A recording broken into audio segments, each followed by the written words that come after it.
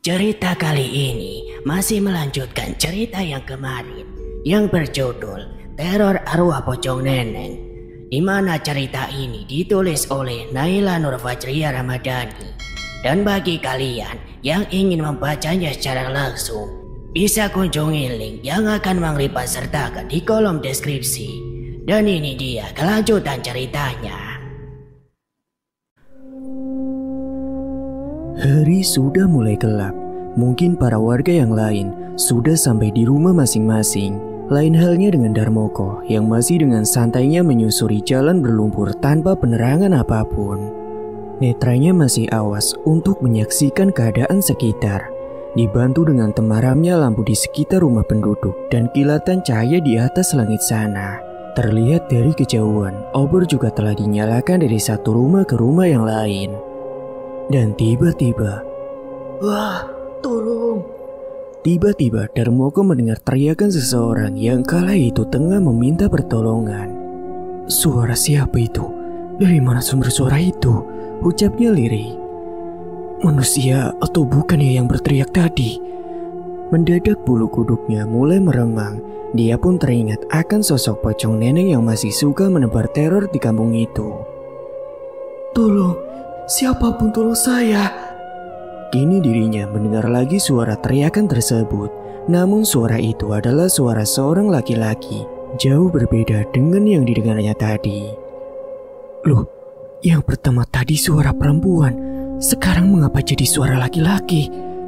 Tapi sepertinya yang terakhir, aku kenal suara siapa itu. Astagfirullah, Mas Zaki. Darmoko pun langsung berlari mencari sumber suara barusan. Dia ingat betul bahwa suara tadi adalah suara dari sang ustadz muda. Setelah sampai di pesisiran semak belukar, Darmoko melihat bahwa saat itu ada satu pohon besar yang tumbang dan menutup jalanan yang ada di sekitar area pemakaman. Samar-samar dalam kabut kegelapan, netranya menangkap seorang pemuda yang kala itu tengah berusaha untuk menolong seseorang yang saat itu kakinya terlihat terhimpit oleh pepohonan besar yang sudah tumbang itu. Dengan langkah tergopoh, dia pun langsung menghampiri mereka berdua. Astagfirullah, Unyai, Mas Zaki. Rupanya seseorang itu adalah ustadz muda yang saat ini tengah berusaha menolong ibunya agar kakinya itu bisa terlepas dari himpitan pohon besar tersebut. Mas, tolong saya mas. Untunglah ada Mas Darmoko di sini. Cetus Zaki. Tangannya masih berusaha keras untuk mengangkat badan pohon itu sendirian. Le, tolong Le, kaki ibu seperti patah rasanya Le. Rindi bunyai kepada putranya. Darmoko pun langsung membantu dengan sekuat tenaga untuk mengangkat badan pohon itu bersama-sama dengan si Zaki. Ayo bu, tarik kakinya untuk keluar dari sana, perintah Zaki kepada ibunya. Tidak bisa Le, sakit. Kaki ibu tidak bisa digerakkan sama sekali, ucap Bunyai. Dia meringis kesakitan dengan keadaan kakinya yang masih tertindih oleh badan pohon itu. Mas Zaki, coba bantu Bunyai dulu agar kakinya bisa keluar dari sana. Saya akan mencoba untuk menahan pohon ini sekuat yang saya bisa, ujar Darmoko yang menyuruh ustadz muda untuk membantu kaki Bunyai keluar dari belenggu badan pohon yang telah menindihnya. Tapi mas, pohon ini berat. Sebelum dia melepaskan cengkraman tangannya dari pohon besar itu, Zaki merasa kasihan jika membiarkan Darmoko mengangkat pohon besar itu sendirian. Sudah mas, jangan pedulikan saya, nyawa Bunyai lebih penting, tegasnya dengan nada setengah berteriak padanya agar Zaki segera menuruti ucapannya. Meskipun Darmoko tahu orang yang ditolongnya adalah seseorang yang telah menebarkan fitnah keji kepadanya, namun Darmoko masih tetap sudi untuk membantunya. Untung saja peristiwa naas itu terjadi tak jauh dari rumah sang ustadz, sehingga mereka bisa memutuskan untuk langsung segera membawa Bunyai pulang. Perlahan rintikan hujan mulai membasahi bumi, disusul awan cerah yang tiba-tiba telah ditelan oleh mendung hitam. Dan hanya berbekalkan senter di tangan ustadz muda, mereka pun perlahan mulai menyusuri area semak belukar. Langkah demi langkah Darmoko pun membantunya untuk memapa Bunyai. Rintian suara kesakitan terus-menerus terucap dari bibir Bunyai. Kaki yang tadinya tertimpa dahan pohon besar, kini kian lama terlihat semakin membengkak. Pria itu tampak kasihan melihat keadaan Bunyai yang seperti itu. Namun pikirannya pun berkata lain, biarkan ini juga menjadi pelajaran baginya. Siapa yang menabur angin pasti akan menuai badai. Dan itulah karma yang didapat Bunyai saat ini. Belum apa-apa yang kuasa tanpa sengaja telah memberinya hukuman kecil sehingga untuk perjalanan pun dia harus dipapa seperti ini. Harusnya ibu meminta maaf saja kepada Master Moko dari awal. Lihat sekarang keadaan ibu. Itu pertanda bahwa Allah telah menegur ibu. Papar Zaki kepada ibunya. Kamu itu boyo lihat situasi kalau berbicara. Memangnya kamu tidak melihat kalau ibu ini tidak bisa jalan? Sentaknya kepada sang putra. Kan Zaki hanya mengingatkan, Bu. Kalau dari awal ibu meminta maaf, kan mungkin peristiwa seperti ini tidak akan terjadi, Bu. Timpal Zaki sekali lagi. Sang putra terus berusaha untuk menyadarkan ibunya atas tindakannya yang keliru.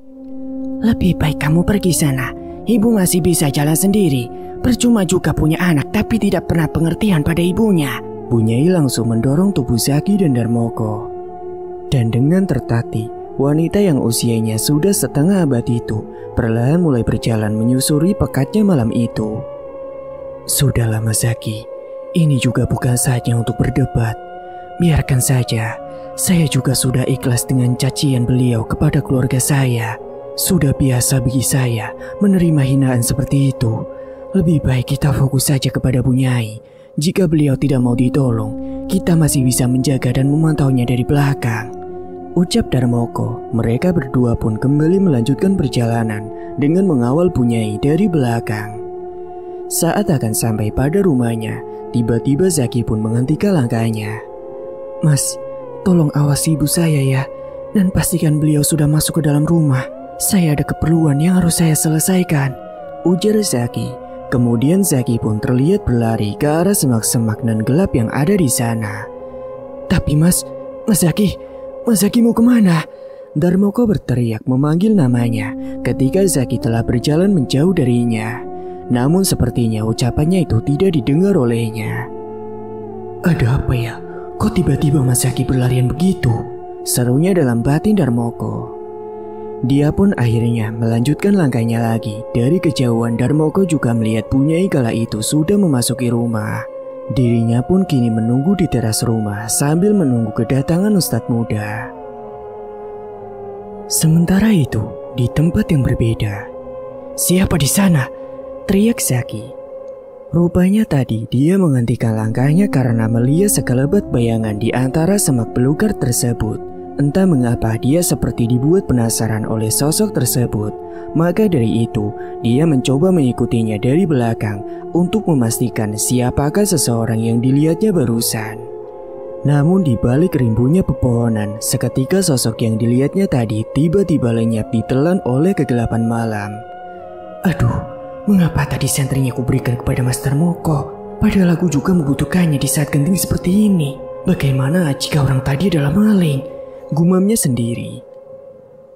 Sudahlah, lebih baik aku pulang saja. Toh dalam kegelapan ini, mataku juga tidak bisa melihat dengan normal. Apalagi tempat ini sangat mirip sekali dengan hutan belantara. Tapi mengapa aku agak aneh ya dengan tempat ini? Sudah berpuluh-puluh tahun aku tinggal di sini, tapi mengapa aku tak menjumpai bahwa di desa ini ada hutan? Apa mungkin karena tempatnya gelap ya? Jadi aku harus mikirnya pekarangan warga atau hutan ini? Entahlah, lebih baik aku kembali saja. Besok aku akan kesini lagi untuk memastikan. Mudah-mudahan saja dugaanku tadi salah. Dan seseorang yang kulihat tadi, semoga bukanlah maling yang hendak mencuri di kampung ini, ujarnya kemudian. Dia pun lalu membalikkan badannya berniat untuk kembali pulang ke rumah. Tolong. Belum juga beberapa menit, telinganya mendengar seperti ada suara seorang wanita yang tengah berteriak meminta pertolongan. Buru-buru dia pun mengurungkan niatnya untuk pulang dan memutuskan untuk mencari arah sumber suara yang didengarnya barusan. Siapa di sana? Teriaknya kala itu. Dia mencoba mencari dan mengelilingi sekitaran tempat yang mirip hutan belantara tersebut untuk mencari seorang yang berteriak barusan. Tolong, aku di sebelah sini. Suara itu kemudian terdengar kembali. Arahnya dari sisi kanan tepat di mana Ustadz muda saat ini menginjakan kakinya. Zaki pun perlahan melangkah maju dan tepat di hadapannya terdapat satu sumur tua yang di mana tempat itu tidak pernah dijamah oleh siapapun. Tolong. Semakin Ustadz muda mendekatkan kakinya ke arah sana, suara teriakan itu semakin jelas memekik kendang telinganya. Dia pun lantas menengok ke bawah sana, gelap gulita tanpa penerangan apapun. Dan netranya baru menyadari bahwa ada tangan putih pucat yang menempel pada dinding sumur tua itu. Seolah tengah berpegangan erat supaya badannya tidak terjatuh ke dalam sana. Astagfirullahaladzim, ayo ulurkan tanganmu, akan kubantu kau naik sampai ke atas. Dia lantas menolongnya tanpa memperdulikan adab seorang lelaki dan perempuan ketika bersentuhan. Karena ini sudah menyangkut nyawa seseorang. Jika dia tetap membiarkan tubuhnya tergantung berlama-lama di sumur itu, maka seumur hidupnya Zaki akan dihantui perasaan bersalah. Tak ada pikiran yang aneh kala itu. Dia pun juga mengabaikan tentang larangan keluar pada waktu malam. Bahkan di benaknya tidak sedikit pun dia menaruh curiga pada perempuan yang hendak ditolongnya itu. Dan ketika dia mengangkat tubuh wanita itu ke atas, barulah kini dirinya tahu wajah asli dari perempuan yang diselamatkannya itu. Tanpa sengaja, tubuh mereka pun terjatuh ke tanah secara bersamaan dengan posisi saling tindih menindih. Buru-buru sang ustadz muda melepaskan pegangannya dari tubuh wanita itu dan kembali ke posisi semula. Maaf, aku tidak sengaja. Terima kasih karena sudah menolongku. Jika tidak ada kamu, mungkin tubuh kini sudah jatuh dan tenggelam di sumur tua itu, ucap wanita cantik itu padanya. Kala itu, ustadz muda tidak bisa melihat jelas seperti apa wajah wanita tersebut. Dia hanya bisa mendengar suaranya yang halus bak sedang mendayu-dayu. Iya, sama-sama. Lagi pula, mengapa malam-malam masih keluyuran? Kamu kan seorang perempuan. Bagaimana jika terjadi sesuatu yang tidak diinginkan? Seru Zaki. Dia agak heran mengapa ada wanita yang masih berani kelayapan di tengah pekatnya malam begini. Kamu manusia kan? Tambahnya lagi, dirinya punya pikiran lain tentang gadis yang baru saja ditolongnya itu. Dia agak setengah khawatir apabila yang ditolongnya itu bukanlah dari golongan manusia. Iya, aku manusia lah. Aku di sini karena kesasar saat mencari rumah mbakku, tuturnya kemudian. Ustadz muda pun mengernyitkan dahinya. Mbakmu, siapa namanya? Sepertinya kita juga tidak pernah bertemu sebelumnya, saut sang ustadz muda. Iya, aku datang dari kota. Ya jelaslah tidak pernah bertemu. Wong aku juga baru pertama kali menginjakkan kakiku di desa ini, seru gadis itu. Lantas siapa nama mbakmu itu? Nanti biar ku bantu mencari alamatnya. Namanya Nek. Belum juga wanita itu selesai berbicara, tiba-tiba hujan pun turun dengan derasnya. Ayo kita mencari tempat berteduh dulu. Wanita itu pun langsung menarik tangan ustadz muda ke suatu tempat. Kamu bawa kemana? Ustadz muda agak curiga dengan perlakuan gadis itu yang tiba-tiba menarik kasar tangannya. Itu di sana ada gubuk. Lebih baik kita meneduh dulu di situ sampai hujannya reda. Hah? Gubuk? Tadi katanya dia kesasar dan sedang mencari alamat. Kok bisa tahu kalau di sana ada gubuk? Aneh. Ustadz muda mulai meracau tidak-tidak tentang wanita itu di dalam hati. Tunggu dulu. Dia langsung melepas tangan wanita itu yang sedari tadi menggenggam pergelangannya. Ada apa? Jangan berhenti di sini. Nanti pakaian kita bisa basah semua, seru gadis itu padanya. Dia sembari berusaha menutupi kepalanya dengan kedua tangannya agar rambutnya tak terkena oleh guyuran air hujan. Kok kamu tahu kalau di sana ada gubuk? Bukankah katamu tadi kamu sedang kesasar saat mencari alamat seseorang? Tanya ustadz muda penuh heran. Iya, tadi sebelum aku terpleset dan jatuh ke dalam sumur tua itu, aku sempat melewati gubuk itu. Makanya aku tahu kalau di sana itu ada gubuk. Sudah buruan ayo ke sana, sautnya, yang kemudian wanita itu menarik tangannya lagi dan membawa ustadz muda menuju gubuk yang dia maksud.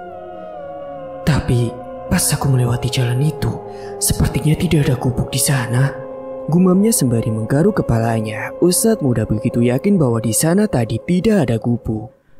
Setelah dilihat dari kejauhan, ternyata memang ada sebuah gubuk yang dimana di depannya terdapat satu obor yang masih menyala, dan obor itu hampir saja mati karena guyuran air hujan. Wanita itu terlihat berlari menuju gubuk tersebut, disusul ustadz muda yang melangkahkan kaki perlahan sembari netranya meniliki seluruh sisi-sisi sudut gubuk yang sebagian kayunya sudah keropos. Ayo buruan cepat kesini, nanti kamu masuk ke angin loh. Ucap gadis itu sembari melambaikan tangannya ke arah si Zaki. Gubuk di tengah alas seperti ini. Tempat apa ini sebenarnya? Mengapa aku baru mengetahuinya sekarang? Dan wanita ini... sudahlah. Semakin pening kepala ini jika mainkan semua hal ini. Lebih baik aku berteduh saja sejenak sampai hujan benar-benar berhenti. Ada sedikit keraguan tentang keberadaan tempat sekaligus gubuk yang dijamannya itu. Namun semua itu segera ditepisnya. Ustadz muda tak mau mengambil resiko ketika tubuhnya nanti sakit karena kehujanan. Dia lebih memilih untuk berteduh di bawah gubuk itu bersama wanita tadi sembari menunggu hujannya reda. Singkatnya malam pun semakin larut, mungkin azan Isya pun juga sudah terlewatkan. Di tengah rimbunan hutan yang seperti alas itu, entah mengapa suara azan sepertinya tidak menjangkau hingga ke sana. Aneh tapi nyata, itulah yang dirasakan oleh Zaki saat ini. Sedangkan di depan teras sana terlihat Darmoko yang masih setia untuk menunggu kembalinya ustadz muda ke rumah. Sudah berjam-jam lamanya hujan tidak kunjung reda. Dia juga sangat mengkhawatirkan keadaan istrinya yang sendirian di rumah. Takut saja ada gangguan lain setelah dirinya melakukan sumpah pocong saat di surau tadi. Memang dia sangat percaya diri bahwa sepenuhnya dirinya memang tidak melakukan praktek pesugihan itu. Namun sedari tadi, rasa was-was terus saja melimuti hati dan pikirannya. Aduh, kemana sih ini Mas Zaki? Sudah larut malam begini belum juga kembali. Perginya tidak membawa penerangan pula. Tumel Darmoko sembari tangannya membolak-balikkan senter yang ada di genggamannya. Apa Mas Zaki terjebak hujan ya? Makanya dia belum juga pulang ke saat ini. Dia masih tetap berpikiran positif. Mungkin saja apa yang dipikirkannya itu memang benar. Mungkin Bunyai juga sudah tidur. Apa lebih baik aku pulang saja ya? Tapi tadi Mas Zaki berpesan agar aku menjaga ibunya sampai dirinya kembali. Tapi jika dipikir-pikir, kasihan juga Minul. Pasti dia saat ini sedang cemas karena aku belum pulang sedari tadi. Terlihat dirinya itu masih terus saja mengoceh sendiri. Tiba-tiba terdengar suara teriakan sangat kencang dari dalam rumah. Astaga, Bunyai, masuk atau tidak ya? Nanti kalau aku ke dalam malah dituduh yang tidak-tidak. Tapi kalau tidak masuk, aku jadi tidak tahu apa yang sebenarnya terjadi di dalam sana. Darmoko kini bingung, hendak masuk ataukah tetap berdiam diri di luaran rumah. Dia khawatir jikalau masuk ke dalam tanpa seizin dari yang punya rumah, nanti malah dituduh yang macam-macam. Sedangkan Bunyai adalah perempuan dan dirinya seorang laki-laki. Masyarakat desa itu sensitif jika melihat dua orang yang lawan jenis berada dalam satu tempat yang sama. Padahal niatnya sendiri adalah baik, yaitu memastikan keadaan Bunyai di dalam sana, serta gerangan apakah yang membuatnya berteriak sekencang itu. Masuk sajalah daripada terjadi hal yang tidak diinginkan nantinya. Dia pun akhirnya memutuskan untuk masuk ke dalam. Dan setelah pintu depan dibuka, Darmoko tidak menemui siapapun berada di dalam sana.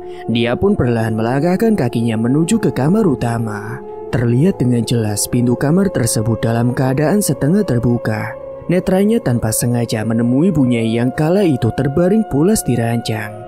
Sontak saja hal itu sangat membuatnya terkejut. Lantas siapakah suara teriakan yang dia dengarkan tadi? Jantungnya berdegup dengan kencang, peluh sebesar biji jagung kian lama mulai bercucuran dari dahi hingga ke leher. Beberapa kali tangannya berusaha untuk menyeka peluh putih itu. Namun badannya yang gemetar serta perasaan takut yang kian lama semakin membuat nyalinya ciut. Dengan kegundahan yang dirasakannya saat ini, tiba-tiba dari arah belakang ada seseorang yang menepuk pundaknya dengan kasar. Perlahan Darmoko pun mulai memutar kepalanya serta membalikkan badannya untuk memastikan siapa gerangan yang ada di belakangnya saat ini. Terlihat dia menutupi wajahnya dengan kedua tangannya. Apa yang kamu lakukan di depan kamarku? Siapa juga yang menyuruhmu masuk ke rumah ini? dia mendengar suara seorang wanita yang amat dikenalnya. Darmoko pun mulai membuka kedua matanya. Ternyata orang yang menepuk pundaknya tadi tak lain ialah Bunyai sendiri. Kini dirinya jatuh terduduk dengan posisi bersandar pada dinding, tepat di samping pintu kamar yang masih terbuka sebagian. Bunyai di sini, serunya. Wajah Darmoko pun menjadi pucat pasi. Ngomong apa kamu itu? Saya sedari tadi di kamar mandi. Lagi pula siapa yang menyuruhmu masuk ke dalam rumah?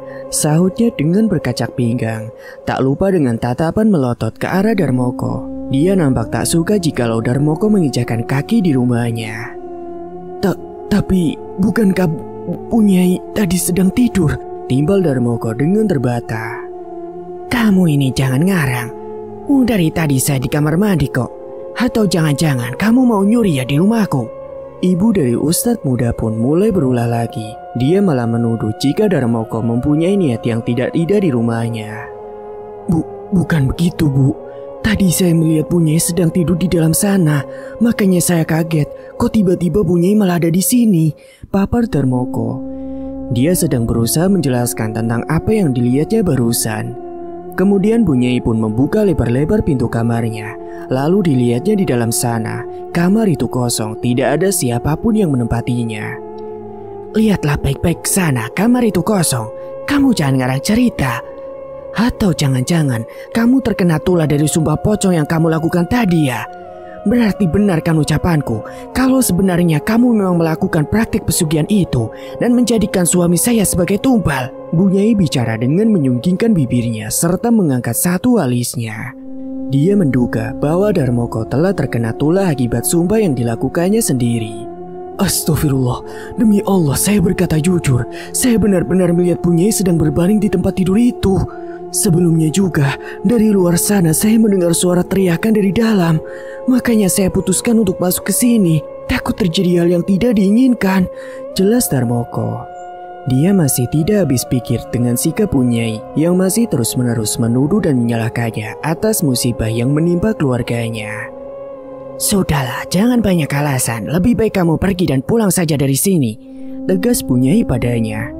Dia menyuruh Darmoko untuk keluar dari rumahnya saat ini juga. Kalau bukan karena Mas Zaki yang berpesan kepada saya untuk menjaga Bunyai sampai dia kembali, saya juga tidak mau berlama-lama di sini. Cetus Darmoko kemudian berlalu tanpa pamitan, meninggalkan Bunyai yang masih terlihat emosi. Sebelum itu, dia sempat melirik kembali ke kamar. Namun kamar itu memanglah kosong, tidak ada siapapun di dalam sana. Sempat dalam hatinya dia menduga-duga mengapa jadi dirinya yang terkena teror itu. Padahal kalimat yang diucapkannya saat melakukan sumpah pocong tadi adalah murni sejujur-jujurnya. Darmoko memang tidak melakukan praktik pesugihan seperti yang dituduhkan oleh Bunyai padanya. Jangan lupa tutup pintunya kembali, teriak Bunyai padanya di saat kaki Darmoko sudah berada di ambang pintu. Dia pun menoleh ke arah Bunyai, namun hal tak terduga kini terjadi lagi. Kini kepalanya melihat sendiri bahwa di belakang Bunyai saat ini telah berdiri sesosok pocong dengan wajah yang sangat mengerikan. Di mana di dalam mulutnya itu terdapat ribuan belatung yang kian lama belatung itu tanpa sengaja sudah berjatuhan di lantai. Air liur dari sosok tersebut terlihat menetes hingga mengenai pakaian yang saat ini dikenakan oleh Bunyai. Melihat hal itu, Darmoko pun bingung harus menghampirinya ataukah membiarkannya begitu saja. Hatinya masih diselimuti rasa kecewa karena ucapan pedas yang dilontarkan Bunyai padanya. Dan kini pocong menyeramkan itu terlihat menatap Darmoko dengan senyum menyeringai, sehingga nampaklah gigi-giginya yang runcing dan menghitam. Ingin rasanya Darmoko berteriak memperingatkan Bunyai tentang kehadiran sosok itu yang berdiri tepat di belakangnya. Namun sepertinya lidahnya sudah keluh, bahkan untuk menggerakkan badannya saja, rasanya dia sudah tidak sanggup lagi. Darmoko pun mencoba mengerdipkan matanya untuk memastikan bahwa yang dilihatnya saat ini adalah kenyataan. Kini baju yang dikenakannya pun juga telah banjir oleh peluh keringat. Kaki serta tubuhnya tak bisa lagi untuk digerakkan. Ingin rasanya dia berteriak sekuat tenaga, memberitahu Bunyai agar segera berpindah dari tempatnya berdiri sekarang. Walau bagaimanapun dia tidak ingin melihat orang lain celaka. Meski orang itu telah berulang kali menyakiti hatinya dengan tuduhan-tuduhan keji yang tidak ada buktinya. Hanya doa yang bisa dia panjatkan. Dirinya berharap semoga pocong itu tidak menyakiti Bu Nyai. Kenapa masih berdiam di situ? Sana pergilah. Suara teriakan Bu Nyai tiba-tiba membuatnya kaget. Dia pun kembali untuk membuka kedua matanya saat setelah berdoa untuk meminta perlindungan kepada Allah Ta'ala. Dilihatnya sosok pocong berwajah gosong mengerikan tadi ternyata sudah lenyap, tidak menampakkan dirinya lagi, bak telah ditelan oleh bumi. Dan akhirnya tubuh yang tadinya kaku sudah bisa dia gerakkan kembali. Dia bersyukur kepada Yang Maha Kuasa karena telah melindungi dirinya berikut dengan Bu Nyai. Untuk menghindari cekcok mulut lebih lanjut, Darmoko pun lantas memutuskan untuk keluar dari dalam rumah dan memilih untuk menunggu Ustadz muda di teras. Sedari tadi rintikan hujan terus menetes membasahi bumi tiada henti. Dia juga sangat khawatir dengan keadaan istrinya yang mungkin masih menunggu kedatangannya untuk segera pulang ke rumah. Namun dia juga tidak mau mengabaikan pesan yang telah Ustadz muda amanahkan padanya, yaitu menjaga keamanan sang ibu sampai dirinya kembali. Sementara itu, di tengah alas seperti hutan belantara, baju mereka kini telah basah kuyup karena guyuran air hujan. Pun dengan dress tipis putih sepanjang lutut yang dikenakan wanita itu, sehingga memperlihatkan lekukan tubuh moleknya yang indah. Ustadz muda pun langsung memberikan sorban yang tadinya dia kalungkan di lehernya kepada wanita itu. Ini, pakailah sebagai selimut agar kamu tidak kedinginan, serunya sembari memberikan barang peninggalan almarhum bapaknya padanya. Untuk apa ini? Mengapa kau berikan ini padaku? Ucap gadis itu, kemudian tangannya terlihat meraih benda tersebut dari genggaman Ustadz muda. Pakaian kamu basah, aku lihat dari tadi kamu nampaknya juga menahan dingin. Maka dari itu, ku berikan sorban milikku itu padamu. Oh begitu, jadi dari tadi kamu memandangi anggota tubuhku ya? Ungkap gadis itu dengan memicingkan matanya. Bicara apa kamu ini? Niatku kan baik, tapi kalau kamu tidak mau memakainya, lebih baik kembalikan saja sorban itu padaku. Toh sorban itu adalah peninggalan satu-satunya dari almarhum bapakku, ujar Ustadz muda padanya. Dia kecewa karena wanita itu malah menuduhnya yang tidak-tidak, padahal niatnya baik, yakni hanya menolongnya saja. Iya maaf, bukan maksudku begitu, tapi aku sudah terlalu lama hidup di kota. Jadi kalau melihat laki-laki seperti kamu, aku jadi teringat akan sikap berandalan mereka. Apalagi mereka selalu memanfaatkan situasi genting seperti ini untuk menjerat mangsanya, paparnya pada Ustadz muda. Sempat dia mengira bahwa lelaki yang bersamanya saat ini akan berniat buruk kepadanya. Apa kamu sudah gila? Tidak semua lelaki begitu. Ini perkampungan, bukan kota yang biasa kamu singgahi. Kita di sini juga punya adab dan tata krama. Tak semua laki-laki punya sifat berandal seperti yang kamu sebutkan tadi. Lagi pula, siapa juga yang mau memberikan mata jahat kepada gadis angku macam kamu ini? Sahut Ustadz muda. Dia sengaja memalingkan mukanya karena sebal oleh ucapan gadis itu. Angku, jangan sok tahu kamu. Kita saja baru kenal, kok kamu bisa seenaknya ngomong kalau aku ini angku? Balas gadis itu yang tidak terima saat dibilang angku olehnya. Semua orang juga bisa menilai dari kata-katamu tadi, makanya jangan asal menuduh sembarangan, timpal Ustadz muda yang menanggapi enteng ucapannya. Dan setelah beradu mulut, kemudian mereka berdua pun terlihat saling membuang muka. Gadis itu juga terlihat membalutkan sorban yang diberikan oleh Zaki pada tubuhnya. Namun tiba-tiba guntur di atas sana terdengar menggelegar, membuat wanita tersebut secara refleks memeluk tubuh sang ustadz tanpa seizinnya. Dengan keadaan mata tertutup, tangannya masih berusaha berpegangan pada pinggang sang ustadz muda itu. Bukan Murim, seru Zaki kepadanya. Perempuan itu pun langsung tertunduk. Maaf gak sengaja, habis aku takut kalau dengar suara petir kayak tadi, balasnya kemudian. Oh ya, tadi kamu bilang mau cari alamat. Memangnya alamatnya siapa? Tanya Zaki padanya. Sebenarnya aku kesini karena kangen sama mbakku, sahut gadis itu. Setelah aku mendengar kabar perceraiannya, dia memutuskan untuk pergi dari rumah mantan suaminya. Katanya mau pulang saja ke kampung halaman. Sudah lama sekali aku ingin mengunjunginya, namun waktunya yang kurang pas. Karena aku harus menempuh pendidikanku dulu sampai selesai di kota. Sampai pada akhirnya aku pun lulus dengan nilai yang memuaskan. Maka dari itu, aku datang ke sini untuk mencarinya karena dia adalah keluargaku satu-satunya saat setelah kepergian bapak dan ibuku. Jelas wanita itu. Oh, begitu ternyata ceritanya. Ustadz muda pun mengangguk dengan pelan. Kalau boleh tahu, siapa nama mbakmu? Siapa tahu aku kenal dengannya. Jadi setelah hujannya reda, aku bisa mengantarkanmu pulang ke sana. Tambahnya lagi. Sebelumnya, aku juga terima kasih sekali sama kamu. Aku juga minta maaf karena tadi sudah menuduhmu yang tidak-tidak. Seru wanita itu. Dia tidak enak hati atas perlakuannya tadi kepada sang ustadz. Tidak apa-apa, lupakan saja soal tadi. Jadi, siapa nama mbakmu? Ustadz muda masih menanyakan hal yang sama, di mana sedari tadi belum juga dijawab oleh wanita itu. Oh iya, sebelumnya kenalin, namaku Neni. Aku adiknya dari Mbak Neneng, balas gadis itu padanya. Mendengar kata Neneng, Ustadz muda pun langsung terkejut. Dia menjadi terperangah setelah mengetahui bahwa wanita yang bersamanya itu ternyata adalah adik kandung dari Neneng. Dia pun bingung harus berkata apa, bagaimana caranya menjelaskan bahwa kakaknya itu telah tewas dengan cara yang tidak wajar. Meskipun dirinya tidak melihat langsung bagaimana kejadiannya, namun menurut penuturan almarhum bapaknya, Neneng tewas di tangan penduduk setempat.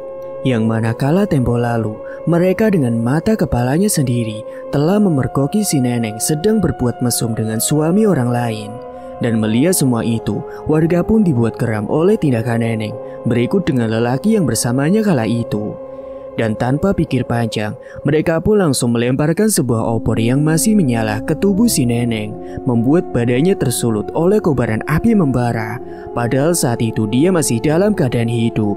Dan tak satu pun orang yang berani untuk menolongnya kala itu. Mereka lebih memilih bungkam daripada harus menerima amukan yang sama dari warga yang bodoh tersebut. Hingga pada akhirnya, almarhum bapaknya sekaligus Darmoko berikut istrinya pun akhirnya datang untuk mematikan api yang masih menyulut tubuhnya kala itu.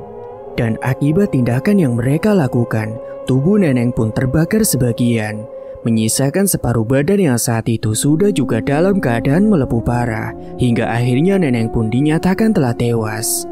Menurut penuturan yang dijabarkan almarhum bapaknya, mereka pun memutuskan untuk menguburkan Neneng dengan layak secara diam-diam tanpa sepengetahuan warga. Karena jika sampai mereka tahu, mungkin para warga tak akan pernah mengizinkan untuk mengkebumikan jasad wanita pesina itu di desa tersebut. Akibat tindakan gegabah yang mereka perbuat, kini kampung setiap harinya harus menerima teror dari sosok pocong berwajah mengerikan. Di mana pocong itu sendiri ialah jelmaan dari arwah si Neneng yang menghantui para warga untuk membalas atas kematiannya. Dan kini hanya Darmoko lah yang tahu di manakah kuburan si Neneng itu saat ini.